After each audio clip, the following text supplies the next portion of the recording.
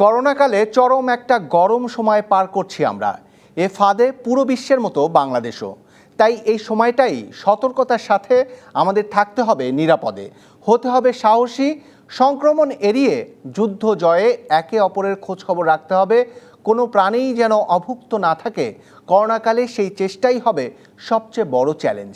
তাই যার যা কিছু আছে তা নিয়েই মোকাবেলা করতে হবে এই দুঃসময়। এই অনুভূতি থেকেই ক্রীড়া ব্যক্তিত্বরা অর্থ সংগ্রহ করছেন নিজের ব্যবহৃত স্মরণীয় কিছু নিলামে তুলে। স্বাগত ডিবিসি নিউজের সাপ্তাহিক আয়োজন খেলা নিয়ে নতুন খেলায়। সঙ্গে আছে আবদুল্লাহ হীরা। দর্শক, আমাদের ফোন লাইন আছে খোলা, তবে সবার আগে শুভেচ্ছা জানাচ্ছি দেশের ক্রিকেটের উজ্জ্বল নক্ষত্র মুশফিকুর রহিমকে। আজ তার জন্মদিন। আজকে আমাদের এই আয়োজনে যারা যুক্ত আছেন একে একে আমি তাদের সঙ্গে পরিচয় করে দিচ্ছি। এই মুহূর্তে আমাদের সঙ্গে যুক্ত আছেন আমাদের খুবই প্রিয় মুখ, বাংলাদেশের ক্রিকেটের উজ্জ্বলতম একজন মানুষ এবং বাংলাদেশ ক্রিকেট বোর্ডের প্রধান নির্বাচক মিনহাজুল আবেদীন নান্নু। সেই সঙ্গে আছেন আন্তর্জাতিক ক্রিকেট কমেন্টেটর সাবেক ক্রিকেটার আতহার আলী খান এবং আছেন তৈয়ব হাসান, ফিফা রেফারি, এবং সেই সঙ্গে আছেন প্রীতু, আমাদের সঙ্গে আছেন, এবং প্রীতু রেজা। চারজনকে স্বাগত জানাচ্ছি। আমরা জানি আজকে আরও কয়েকটি বিষয়ের জন্য এই মুহূর্তটা খুব আকর্ষণীয়, কেননা এই করোনাকালে যেটি আমরা ইন্ট্রোতে বলছিলাম দর্শক, সেটি হলো যে এই করোনাকালে অর্থ সংগ্রহের জন্য ক্রীড়া ব্যক্তিত্বরা অনেক কিছুই করছে, স্পেশালি নিলামে তাদের নিজের যে ব্যবহৃত স্মরণীয় যে বস্তুগুলো রয়েছে সেগুলো নিলামে আনছে। যেমনটা হচ্ছে এই মুহূর্তে আমরা যতটা জানি নিলামে তোলা হচ্ছে অনলাইন নিলামে, সেটি বাংলাদেশ ক্রিকেটের যেটি বলছিলাম আজকে যার জন্মদিন মুশফিকুর রহিমের 200 অর্থাৎ ডাবল সেঞ্চুরির যে ব্যাটটি নিলামে তোলা হচ্ছে। সেই সঙ্গে অনূর্ধ্ব-19 বিশ্বকাপ জয়ী দলের সেই ম্যাচের যে স্মরণীয় যে গ্লাভস এবং ব্যাট, সেই দলের বাংলাদেশ দলের অধিনায়ক আকবর আলী সেটিও নিলামে তুলছেন। মোসাদ্দেকের ব্যাট নিলামে তোলা হচ্ছে অনলাইনে। সেই ঘটনাটি ঘটছে আজকেই এবং এই মুহূর্তেই যতটা জানি শুরু হয়েছে। এবং সেই সঙ্গে একটু পরে, আধ ঘন্টা পরেই আমরা যেটি আমাদের সঙ্গে এই মুহূর্তে যুক্ত আছেন দর্শক গেস্ট হিসেবে যে ফিফা রেফারি তৈয়ব হাসান, তিনি তার যে জার্সি, ফিফা জার্সি, সেই জার্সিটা নিলামে আজকে সম্ভবত আমরা যতটা জানি শেষ দিন, সেই নিলাম কমপ্লিট করবে। এবং সেই নিলাম যে কোম্পানিটি সেই নিলামের আয়োজন করেছে সেই কোম্পানির কো-ফাউন্ডারও আমাদের সঙ্গে প্রীতু রেজা এখানে আমাদের সঙ্গে আছেন। আমরা শুরু করতে চাই আজকের অনুষ্ঠান। দর্শক, সবাইকে স্বাগত জানাচ্ছি আমাদের সঙ্গে এই মুহূর্তে যারা যুক্ত আছেন। আমি শুরুতেই চাইবো যে মিনহাজুল আবেদীন নান্নুর কাছে যেতে। মিনহাজুল আবেদীন নান্নু, এই করোনাকালে অবশ্যই ঘরবন্দি জীবনে আপনি আছেন। ঘরবন্দি জীবনে থেকে আপনার অনুভূতিতে কি কি মানে নতুন করে যুক্ত হয়েছে? এটা তো আজকে তো প্রায় 2 মাস হলো আমাদের অলমোস্ট যে লকডাউনে আছি। তারপরে যথেষ্ট, কারণ স্বাস্থ্যবিধি মেনে সরকারের নির্দেশ মেনে চলতে হচ্ছে, কারণ এমন একটা সিচুয়েশনে আমরা আছি, এটা ভেরি ডিফিকাল্ট এবং আনসার্টেন স্টেজের মধ্যে আছি যে কখন কি হচ্ছে। সারা বিশ্বে পুরো থমকে গেছে এই জিনিসটায়। তো আমরাও খুব স্বাস্থ্যবিধি মেনে চলছি, বাসার মধ্যে লকডাউনে আছি এবং দেখা যাক অতি দ্রুত আমাদের দেশ থেকে এই জিনিসটা অতি সত্বর চলে যাক, আমরাও স্বাভাবিক কাজকর্ম ফিরে আসি, এটাই আশা আছি। যেমনটি বলছিলেন, এর পাশাপাশি নানু, আপনার কাছ থেকে জানতে চাইবো যে এই যে উদ্যোগ, যেটি আমাদের মানে ব্যাপকতার অর্থে অর্থ সংগ্রহটা হয়তো খুব বেশি দৃশ্যমান হবে না, কিন্তু ওয়ার্ল্ডে এই ধরনের উদ্যোগে কিন্তু অনেক অর্থ সংগ্রহ হয়, কিন্তু বাংলাদেশে এই ধরনের উদ্যোগ আমরা কম দেখেছি। করোনাকালে আমরা দেখছি অনেকেই তার স্মরণীয় বস্তুটি নিলামে তুলছেন ক্রীড়া ব্যক্তিত্বরা। এর পাশাপাশি অন্য যারা সাংস্কৃতিক ব্যক্তিত্ব বা অন্যদেরকেও আমরা দেখেছি এই ধরনের মানে এই ধরনের নিলাম। সেটিকে আপনি কিভাবে দেখছেন এবং স্বাভাবিকভাবে পজিটিভলি দেখছেন, এবং এই বিষয়টি আরো ইন্সপায়ার্ড করছে কিনা সবাইকে? হ্যাঁ, অবশ্যই। এটা তো নিলামে তোলা তো খুব ভালো ব্যাপার, এবং তারপরে আমি মনে করি যে যে যেখানে আছে, বিত্তবানরা আছে, আমরা যারা সবাই সমাজে যে যেখানে আছি, আমাদের আশপাশে যারাই আছে, সবসময় খেয়াল রাখতে হবে যে সাহায্যের হাত সবসময় বাড়াতে হবে। এটা কখনো সীমিত আকারে দেখলে আপনার হবে না। তো আমি মনে করি যে আমরা যে অবস্থানে আছি, ব্যাট নিলাম থেকেও বড় কথা হচ্ছে যে আমাদের জার্সি সবকিছু নিলামে অনেকে দিচ্ছে, কিন্তু অনেক ক্ষেত্রে আরো অন্য ক্ষেত্র আছে যেখানে আপনি নিজের থেকে এই সাহায্যের হাত বাড়াতে পারবেন এবং খেয়াল করতে হবে যে আমার পাশের মানুষটা কি করছে, এটাই সবচেয়ে বড় ইম্পর্টেন্ট। আমরা দূরের দিকে না দিকে আমার মনে হয় যে কাছের দিকে দেখাটা সবচেয়ে বড় ইম্পর্টেন্ট। আমরা একটু আতার আলী খানের সঙ্গে যুক্ত হতে চাই। আতার আলী খান অবশ্যই এগুলো শুনলেন, আমরা একটু জানতে চাই আপনার কাছ থেকে যে করোনাকালে কি করলেন যেটি কখনোই আপনার করা হয়নি ঘরবন্দি জীবনে। হীরা ভাই, প্রথমে আমি মুশফিকুর রহিমকে শুভেচ্ছা জানাতে চাই, তার আজকে জন্মদিন। Happy birthday Mushfiqur Rahim. আসলে আমার জীবনে লকডাউনের কোনোদিন এইভাবে এত লম্বা সময় লকডাউন হয়নি। আমি আমার বাসায় যে আমি 17ই মার্চের পর থেকে আমি কিন্তু বাসায় বন্ধ, এবং শুধু আমি নয়, আমার সাথে আমার স্ত্রী, আমার 3টা সন্তান, তারাও কিন্তু আমার সাথে আছেন। এই জিনিসটা আমরা কিন্তু ভাবতে পারি না, আমি কিন্তু কোনোদিন চিন্তা করিনি যে আসলে আমরা এই সিচুয়েশনে যাব এবং এই সিচুয়েশনে আমাদেরকে এই জিনিসটা করতে হবে। বাট একটা জিনিস আমাদেরকে সবাইকে মনে রাখতে হবে যে আসলে কিন্তু এই অসুখটা, এই করোনা ভাইরাস কোভিড-19 একটা বড় বিরাট একটা অসুখ, এবং এটা সারা পৃথিবী থেকে ছড়িয়ে গেছে, এবং তাকে ব্রেক করার জন্য, এই চেনটা ব্রেক করার জন্য আমাদেরকে বন্দি রাখতে হবে নিজেদেরকে। আমরা জানি মানুষরা কিন্তু এখনো রাস্তাঘাটে যাচ্ছে, কিন্তু আমি অনুরোধ করবো যে সবাই বাসায় থাকেন, এবং যখন যদি মনে হয় কি না আসলে কোনো খুবই প্রয়োজন কাজের জন্য যদি ফ্যামিলি থেকে একজন বাসা থেকে বাইরে যেতে হবে, এবং সতর্ক থাকতে হবে, মাস্ক পরে যেতে হবে এবং হাতে গ্লাভস পরে থাকতে হবে যখন বাসা থেকে বাইরে যায়। আমাদেরকে এখন এটা মেনে নিতে হচ্ছে হীরা ভাই, এবং তার সাথে ফ্যামিলির সাথে একটা সম্পর্কটা আরেকটা ক্রিয়েট হয়ে যাচ্ছে। কি আমরা তো এখন খেলোয়াড় না, আমরা যখন খেলোয়াড় ছিলাম, নান্নু আমার সাথে আছে, আমরা কিন্তু ট্রাভেল করতাম। এখন যদি বিদেশে বাংলাদেশ টিম যখন যায় বিদেশ হোক আবার দেশে খেলা হোক, আমার ব্যস্ততার কারণে, কমিটির কারণে আমাকে কিন্তু বাসা থেকে বাইরে থাকতে হয়, ফ্যামিলি থেকে দূরে থাকতে হয়। আমার এটা একটা বড় একটা সুযোগ যে আমরা একসাথে আছি এবং তাদের সাথে একটু সময় কাটাচ্ছি, সেটা কিন্তু ভালো লাগছে, আমি বলবো খারাপ লাগছে। অবশ্যই আতার আলী খান যেমনটা বলছিলেন যে করোনাকালে কিন্তু এই বিষয়গুলো, মানে করোনার তো কষ্ট বা দুর্বিষহ বা এই মহামারীর কথা ভাবলে সেটা শেষ নেই, তার পাশাপাশি তো নিজেকে চাঙ্গা রাখতে বা ফিট রাখতে হবে। সেই জায়গা থেকে একটু বলা যে আপনারা যারা ক্রিকেটের সাথে ফরমার ক্রিকেটার বা এখনও যারা ক্রিকেট খেলছেন, ক্রিকেটের মধ্য দিয়ে কিন্তু অনেক দিন, যেটি বলছিলেন, ট্রাভেল করতে হয়, অনেক দিন পরিবারের বাইরে থাকতে হয়। করোনা তো অ্যাটলিস্ট আপনাদের পরিবারের সঙ্গে সখ্যতা বাড়াচ্ছে। সেই জায়গায় যেটি শুরুতে বলছিলাম যে এমন কিছু করতে হয়েছে পরিবারের সঙ্গে। আমি দেখতে পাচ্ছি মিনহাজুল আবেদীন নান্নু বেশ ফ্রেশ লুকে এসছেন, তবে আপনাকে দেখছি যে করোনার প্রভাবটা একটু চোখে মুখে বা চেহারায় একটু বেশি মনে হচ্ছে, লাইক চুলগুলো বেশি বড় হয়ে গেছে, গোঁফদাড়িটা একটু বড় হয়ে গেছে। সেটা কি করোনার কারণেই নাকি অন্য লাইক আপনার মধ্যে একটা একসাথে থাকতে থাকতে একঘেয়েমি জীবন, মানে ঘরবন্দি জীবনে যে একঘেয়েমি সেটাও পেয়ে বসছে? হীরা ভাই, এটা আসলে মানে চুল কাটার সময় পাচ্ছি না, এবং নিজের উপরে খেয়াল করার সময়টা মানে সুযোগ নাই, এবং আমরা জানি কি আমি বাসা থেকে বাইরে যেতে পারছি না। আসলে এটা আমাকে বদর করছে না, আমি কিন্তু স্বাস্থ্য দিক দিয়ে চিন্তিত। আমার পরিবারের স্বাস্থ্যটা এবং আমাদের আশেপাশে লোকের স্বাস্থ্যটা, দেশবাসীর স্বাস্থ্যটা, সেটা নিয়ে আমরা চিন্তা করছি। এবং আমরা যদি মনে করি যে নিজের স্বাস্থ্যের জন্য যদি আমরা কিছু করতে পারি, আমি এখন যে বাসা থাকি সেটা কিন্তু আমি বাসা বাইরে যেতে পারি না, কিন্তু আমি ছাদটা ব্যবহার করতে পারি।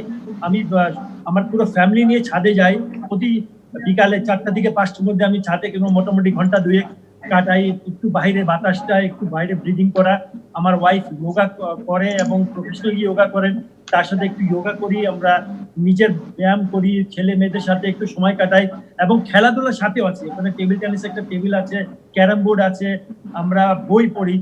সব মিলিয়ে কিন্তু ফ্যামিলি দিক দিয়ে চিন্তা করছি, নিজের দিকে না চেয়ে আমি কিন্তু আসলে আমার ফ্যামিলি দিকে একটু নজরটা বেশি আছে, তাদের কাছে মেসেজটা পাঠানো দরকারকে সতর্ক থাকাও। কিন্তু হ্যাঁ, আমরা জানি এটা কষ্ট, বাসা থাকা কষ্ট, কিন্তু বাসা থাকতে গেলে এত সময় কাটিয়েছি, 40 দিনের উপরে হয়ে গেছে, আর একটু বেশি কাটালে হয়তো বা আমরা এই সাইকেলটা করোনা ভাইরাস ব্রেক করে দিতে পারবো ইনশাল্লাহ, এবং দেশ মুক্তি পাবে এই ওষুধ। অবশ্যই তাই। আমরা একটু তৈয়ব হাসান তার কাছে যেতে চাই। মানে আমি যতটা মানে 10:30টার দিকে সম্ভবত তৈয়ব হাসান আপনার যে জার্সিটা আপনি নিলামে তুলেছেন সেটির কমপ্লিট একটা আমরা নিলাম আজকেই মনে হয় সম্পূর্ণ হবে যতটা আমার জানা। আপনি কেমন সাড়া পেলেন বা এই ধরনের উদ্যোগে আপনি কার কার কাছ থেকে অনুপ্রাণিত হয়েছেন আপনার একটু ওই গল্পটা আমরা জানতে চাই। ধন্যবাদ ভাই। আসলে সত্যি কথা বলতে কি, এমন এক সময় আমরা অতিক্রম করছি এটা সারা বিশ্ব বিপর্যিত। আমরা ঘর থেকে, দেশ থেকে, বিশ্ব থেকে একেবারেই পৃথক হয়ে গেছি। তো এটা আসলে সত্যি কথা মানবিক দিক থেকে আমাদেরকে এগিয়ে আসতে হবে। এর থেকে আমরা প্রত্যেকেই, নান্নু ভাই বলেছেন সুন্দরভাবে, যে আমাদের পাশের মানুষকে সবাই কম বেশি দেখার চেষ্টা করছি। তারপরেও আরো একটু কি করা যায়, এই চিন্তা ভাবনা থেকে আমার একটা ধারণা যে মানুষের পাশে দাঁড়াতে হবে। কিভাবে দাঁড়ানো যায়, তখন আমি চিন্তা করলাম যে আমার একটি স্মৃতি স্মারক রয়েছে, সেই স্মৃতি স্মারকটা দিয়ে আমি এই করোনা আক্রান্ত, করোনা যারা ক্ষতিগ্রস্ত তাদের পাশে দাঁড়ানোর একটা আগ্রহ আমার মধ্যে সৃষ্টি হয়েছে।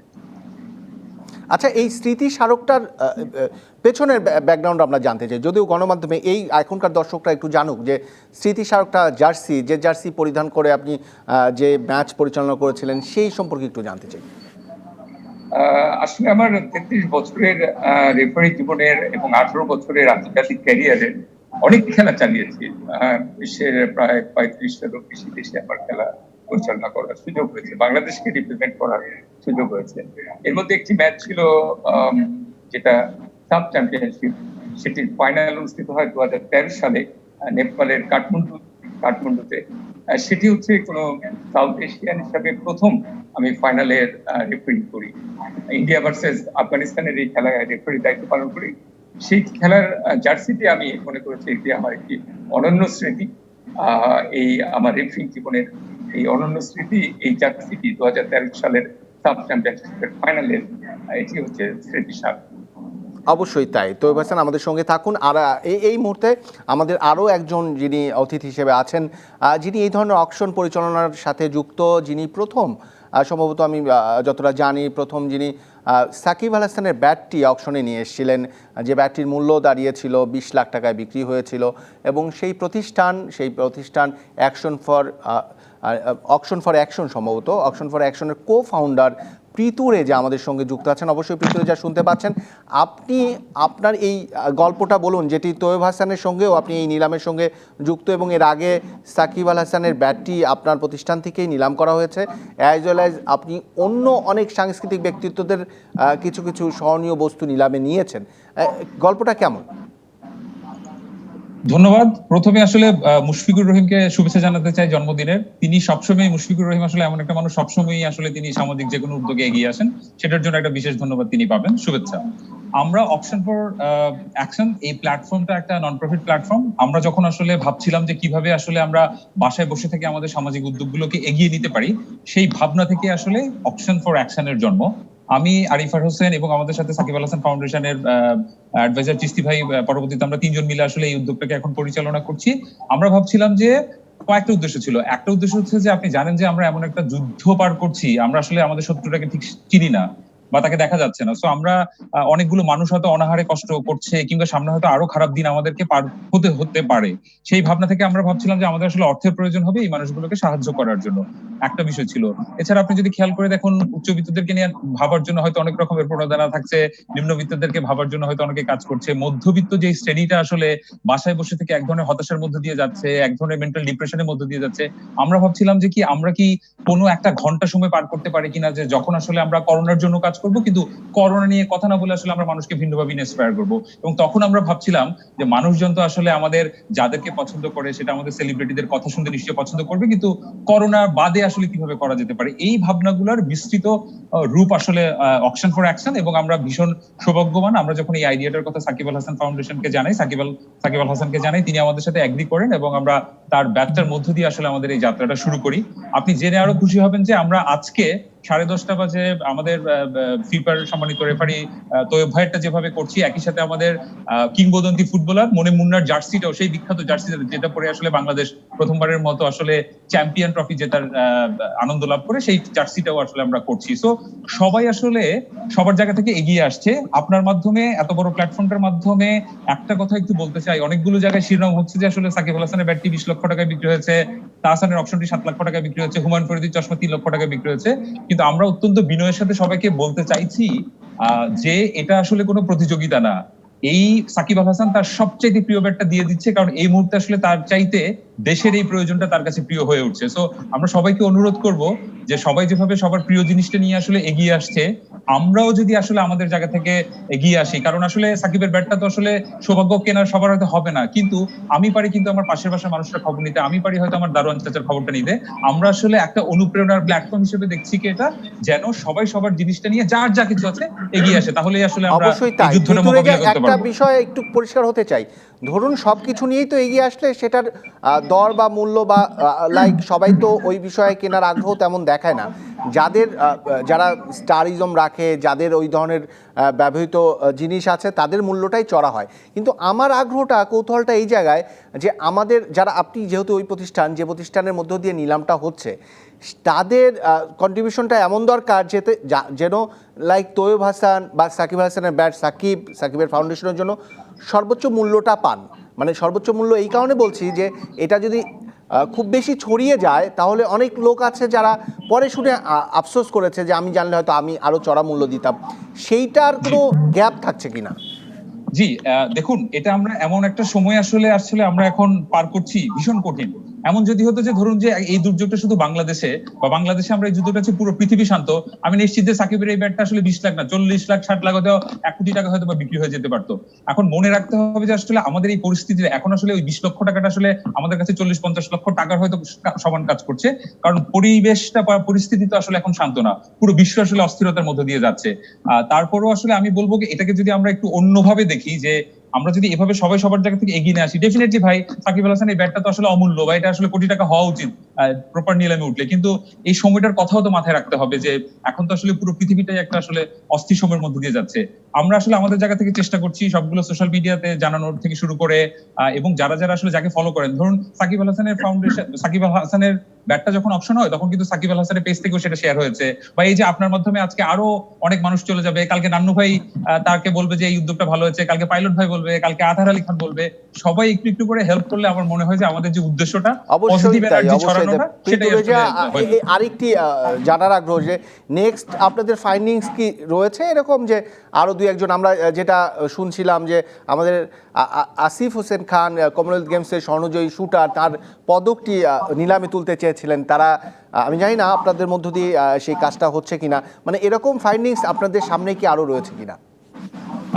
আমাদের আসলে অনেকগুলো জিনিস আছে, এবং আসলে আমরা যেহেতু আসলে সবার প্রতি শ্রদ্ধা রেখে যখন আসলে এটা ফাইনাল না হচ্ছে ততক্ষণ পর্যন্ত আসলে ঘোষণাটা দিতে হয়তো বা পারছি না।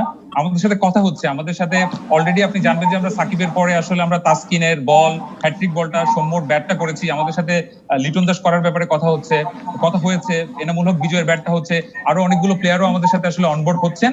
এছাড়া আরো সেলিব্রিটি অঙ্গনের বিভিন্ন জন আমাদের সাথে অপশন হয়েছে। আপনারা জানেন যে আমরা হুমায়ুন ফরিদির চশমাটা, সেই চশমাটা করেছি। হুমায়ুন আহমেদেরও একটা অপশন হওয়ার প্ল্যান আছে। জেমস যেভাবে আমাদের সাথে আসছেন, এটা মজার বিষয় হচ্ছে যে বাকের ভাই আবার আমাদের সামনে আসবেন। সো অনেকগুলো বিষয় নিয়ে আসলে পরিকল্পনা হচ্ছে। ডেফিনেটলি আপনাদের মাধ্যমে আসলে আমরা সবাইকে খুব শীঘ্রই আসলে সবকিছু জানিয়ে দেব। অবশ্যই প্রীতু হাসান, অনেক ধন্যবাদ। আমাদের একটা বিরতির সময় হয়ে গেল। বিরতির আগে যেটি বলতে চাই যে আমাদের সঙ্গে প্রীতু হাসান এই মুহূর্তে আমরা তাকে বিদায় দিতে চাই, তার অকশনের টাইম হয়ে যাচ্ছে সামনে আর কয়েক মিনিট পরেই। সেই সঙ্গে বিদায় দিতে চাই তৈয়ব হাসান, অনেক ধন্যবাদ, আপনার জার্সিটি সর্বোচ্চ মূল্য পাক এবং এই ধরনের উদ্যোগের জন্য অনেক কৃতজ্ঞতা আপনার প্রতি। আপনার দুজনকে বিদায় দিচ্ছি। সেই সঙ্গে দুজন আমাদের সঙ্গে যারা আছেন, মিনহাজুল আবেদিন নান্নু এবং আতার আলী খান, আমরা অল্প সময়ের সঙ্গে ফিরব বিরতির পর। আমাদের সঙ্গেই থাকুন দর্শক, আপনারাও আমাদের সঙ্গে থাকুন। দর্শক, আপনারা দেখছেন খেলা নিয়ে নতুন খেলা, স্বাগত আরও একবার। আমাদের আজকে অনেকজনই আমাদের সঙ্গে যুক্ত হয়েছেন এই মুহূর্তে, এই পর্বে আমাদের সঙ্গে এই মুহূর্তে যুক্ত আছেন জাতীয় ক্রিকেট দলের সাবেক অধিনায়ক খালেদ মাসুদ পাইলট, বাংলাদেশ ক্রিকেট বোর্ডের প্রধান নির্বাচক মিনহাজুল আবেদিন নান্নু এবং জাতীয় ফুটবলার টুটুল হোসেন বাদশা। আমরা তিনজনকে আবারও স্বাগত জানাই। আমরা যেতে চাই খালেদ মাসুদ পাইলটের কাছে। খালেদ মাসুদ পাইলট, আপনি রাজশাহীতে আছেন, সেখানে আপনি পারিবারিকভাবেই ঘরবন্দি জীবন যাপন করছেন। আপনার এই জীবনযাপনের যে গল্পটা বলছিলেন, সেখানের বাকি অংশটুকু আমি একটু ব্রেক করেছিলাম, বাকি অংশটা বলুন, অবশ্যই শুনতে চাই। বেসিক্যালি ওই যে বললাম না যে সকালে হয়তো 11টা পর্যন্ত আমার একাডেমিতে আমার যে কাজগুলো আমি করি না, হয়তো মাঠে গ্রাউন্ডসম্যানরা করে, বাট এই মুহূর্তে আসলে কোনো ট্রেনিং হয় না, বাচ্চারা নাই, প্র্যাকটিস নাই।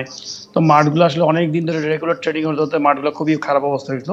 তো সুন্দর একটা টাইম পেরিয়েছে মেনটেন করার জন্য। তো রেগুলার আমি সকালবেলা যে হয়তো ওয়াটারিং করা, সাথে ঘাসগুলো মেশিন দিয়ে কাটা, সেই কাজগুলো তার সাথে করছি। পুরো মাঠেই ফাঁকা, কেউই নাই, কিছু নাই। আর তারপরে একটা সময় বেছে নিয়েছি যে 12টা থেকে 4টা পর্যন্ত আমি একটা, যেহেতু রমজান মাস, 12টা থেকে 4টা পর্যন্ত আমি শুধুমাত্র একটা কাজ করি। আমরা এমসিসি নামে একটা আমাদের একটা এখানে আছে যে আমরা মাস্টার্স ক্রিকেট কার্নিভাল রাজশাহীতে ফরমাল প্লেয়ার এখানে ক্রিকেট খেলি। সেই ব্যানারে আমরা একটা চিন্তা করেছি না, আমরা নিজেরা কি করে যারা ভালো অবস্থায় মোটামুটি আছে ক্রিকেট প্লেয়াররা, তাদের মাধ্যমে তাদের কাছে ফান্ড নিয়ে, এবং সাথে আমার অনেক বন্ধু বান্ধব যারা ঢাকায়, যারা আমার খুবই শুভাকাঙ্ক্ষী আছে, তাদের কাছ থেকে ফান্ড রাইজ করে আমরা আমাদের খেলোয়াড়দের, ফর্মার খেলোয়াড়দের, যাদের সাথে আমরা সবসময় খেলা দেখেছি মাঠে, যে তারা হয়তো অনেকেই আছে খুব দরিদ্র অবস্থায়, তাদেরকে আমরা প্রতিনিয়ত দেখা গেলো যে 2 দিন 3 দিন পর পর একটা ফুটবল, ক্রিকেট, হকি, প্রত্যেকটা ডিপার্টমেন্টের প্রত্যেকটা স্পোর্টসম্যান যারা একটু দরিদ্র অবস্থা আছে, তাদেরকে রমজানের উপহার হিসেবে একটা, আমি বলবো যে প্রায় 1 মাসের মতো আমরা একটা বিভিন্ন রকম খাদ্য সামগ্রী দিচ্ছি।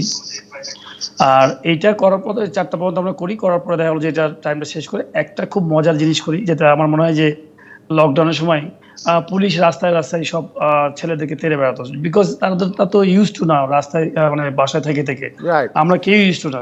তো সেই জায়গা থেকে আমার কাছে মনে হলো যে রাস্তায় প্রচুর ছেলে ঘুরে বেড়াচ্ছে, আড্ডা দিচ্ছে, তো সেখানে পুলিশ তার তেড়ে বেড়াচ্ছে, কাউকে ধরে নিয়ে যাচ্ছে।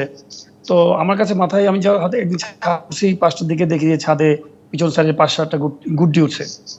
তো মাথার মধ্যে আসলো না, আমি যদি এরকম গুড্ডির একটা যদি প্রবণতা তৈরি করতে পারি রাজশাহীতে, তো এখানে আমার পাড়ার মহল্লার সব ছেলেদেরকে আমি বললাম যে তোমরা যদি গুড্ডি উড়াও, মাঞ্জা করো, আমি তোমাদেরকে একটা আমি সাপোর্ট দেবো, তোমরা করো।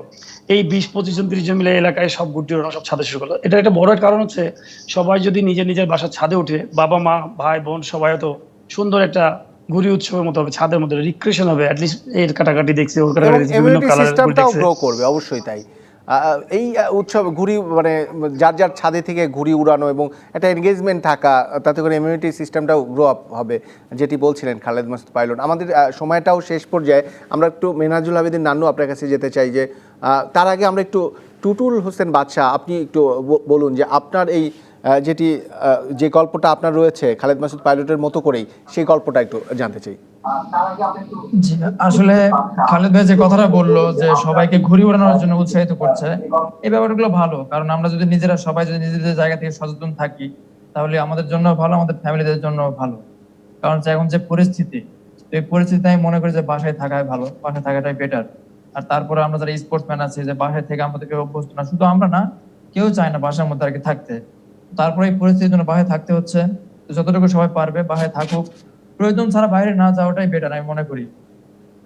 আর যতটুকু সময় ফিটনেস ধরে রাখার জন্য স্পেশালি আপনাদের তো অনেক কাঠখড় পোড়াতে হয় স্পোর্টস পার্সোনালিটিদের, সেটাও একটা পরামর্শমূলক কোনো কিছু বলার থাকলে বলতে পারেন। হ্যাঁ, আসলে একটা ট্রেনিং এর জন্য তো একটু বড় স্পেস লাগে, বাসাতে তো সেভাবে ট্রেনিং করা যায় না। তারপরে ছোট জায়গার মধ্যেও কিছু ট্রেনিং করা যায়, যেমন কোর এক্সারসাইজ করছে, কেউ পুশ আপ মারলো, বেলি মারলো, অনেক ছোট জায়গাতেও আর কি অনেক ধরনের প্র্যাকটিস করা যায়। তো এই ধরনের প্র্যাকটিস গুলো সব প্লেয়াররা করুক, আমি চাইবো সবাই সবার ফিটনেসটা মেনটেন করুক। অবশ্যই তাই। মিনাজুল আবেদিন নান্নু, আপনাকে দিয়ে শেষ করতে চাই আজকের আয়োজন। আপনি অনেক ইন্সপিরেশনের মূলক কথা বলেছেন, শেষ পর্যায়ে আপনার কাছ থেকে আরো কিছু ইন্সপিরেশন পেতে চাই, যারা দর্শকরা শুনলে উপকৃত হবেন। অবশ্যই এখন সরকারের নির্দেশ মতো এবং স্বাস্থ্যবিধি মেনে আমরা অবশ্যই চলি, এবং আগামী 2 সপ্তাহ খুবই ইম্পর্টেন্ট আমাদের দেশের জন্য। আমরা এটা স্বাস্থ্যবিধিটা মেনে সবাইকে চলতে হবে, এবং সবাই আমরা যেখানে অবস্থানে আছি সবাই একটু চেষ্টা করবেন আপনার পাশের মানুষটার দিকে খেয়াল রাখতে, এবং লকডাউনটা পুরোপুরি আমরা পুরো পালন করি, এবং আমার মনে হয় যে 2 সপ্তাহের মধ্যে আমরা আবার স্বাভাবিক অবস্থার মধ্যে ফিরে আসতে পারবো। একটি বিষয় যদি উল্লেখ করতেন যে এই পরিস্থিতির মধ্যেও কিন্তু ভাবতে হচ্ছে, ওয়ার্ল্ড ভাবছে, লাইক অনেক জায়গায় খুব প্যান্ডামিক সিচুয়েশন মধ্যেও মাঠে গড়িয়েছে কিছু খেলা, কেউ ওপেনিং করেছে প্র্যাকটিস সেশন বা ট্রেনিং সেশন, আমাদের দেশে কি এরকম ভাবার বা এরকম অনুভূতি প্রকাশ করার সুযোগ রয়েছে? মানে আপনি এরকম ভাবতে পারেন, যেহেতু আপনি নির্বাচক হিসেবে কাজ করছেন? আমাদের প্রথম থেকে লকডাউন যখন শুরু হয়েছে তখন থেকে আমাদের বিসিবির ফিজিও ট্রেনার যারা আছে এটা একটা গাইডলাইন দিয়ে দিয়েছে সকল খেলোয়াড়কে কখন কি করতে হবে না করতে হবে। প্লেয়াররা এখন কিন্তু সেটা মেনেই চলছে এবং সেটা মেনেই আগাতে হবে, কারণ যখন লকডাউন উঠে যাবে একটা কিন্তু 4 সপ্তাহের একটা ট্রেনিং সেশন ছাড়া কিন্তু একটা খেলোয়াড়কে পুরোপুরি ফিট অবস্থায় মাঠে নামানো যাবে না। তো সুতরাং ওরা যদি এখানে যদি এই কাজগুলি যদি করে যায় তাহলে সামনে 3 সপ্তাহের মধ্যে পুরোপুরি রেডি হয়ে খেলার জন্য প্রস্তুত থাকতে পারবে। সবচেয়ে বড় ইম্পর্টেন্ট হলো আপনার সবাই সুস্থ থাকা এবং মেন্টালি আপনার এই লকডাউনের পর মানসিকভাবে কিন্তু আপনাকে রিকভারি করতে এটলিস্ট আপনার 2 সপ্তাহের মধ্যে লেগে যাবে, কারণ আপনাকে পুরো মাইন্ডসেট করতে আবার নতুন করে আপনার মনে হবে যে আমি আবার শুরু করছি। তো সেই হিসাবে এগুলি মাথায় রাখতে হবে এবং আমার মনে হয় যে বিসিবির ফিজিও ট্রেনাররা যে গাইডলাইন দিয়েছে এটা এখন প্রতিটা খেলোয়াড়কে মেনে চলতে হবে এবং সুস্থতা থাকার পরে যখন লকডাউন উঠে যাবে ইনশাআল্লাহ আমাদের কাজগুলি আমরা ভালো মতো তখন শুরু করতে পারবো। অবশ্যই তাই। অনেক ধন্যবাদ মিনাজুল আবেদিন নান্নু, সেই সঙ্গে ধন্যবাদ খালেদ মাসুদ পাইলট এবং টুটুল হোসেন বাদশাকে। আমরা এখানটায় থামতে হচ্ছে। এবং মিনাজুল আবেদিন নান্নু, আপনি যেমনটা বলছিলেন যে সবচেয়ে বড় কথা আমাদের কিন্তু সুস্থ থাকতে হবে, সবাই যে যেখানে আছেন নিরাপদে থাকুন, সুস্থ থাকুন। এবং খালেদ মাসুদ পাইলট যেমনটা বলছিলেন নিজের মতো করে কোনো স্পেল সাজানো যে কিভাবে ঘরবন্দিতেও ভালো থাকা যায়, সুস্থ থাকা যায় এবং রিক্রিয়েশনের মধ্য দিয়ে থাকা যায়, সেটি ভাবুন এবং ইমিউনিটি সিস্টেমটাকেও বিল্ড আপ করার চেষ্টা করুন। কারণ এই সংকটটা এই মাসে আরও বেশি বা ব্যাপক আমরা দেখতে পাচ্ছি, ব্যাপকতা দেখতে পাচ্ছি, করোনা প্যান্ডামিক যে সিচুয়েশন আমরা দেখতে পাচ্ছি। আমাদের এই অনুষ্ঠান আজকে এই পর্যন্তই। সবাই ভালো থাকুন আর ডিবিসির সঙ্গেই থাকুন 24 ঘন্টা।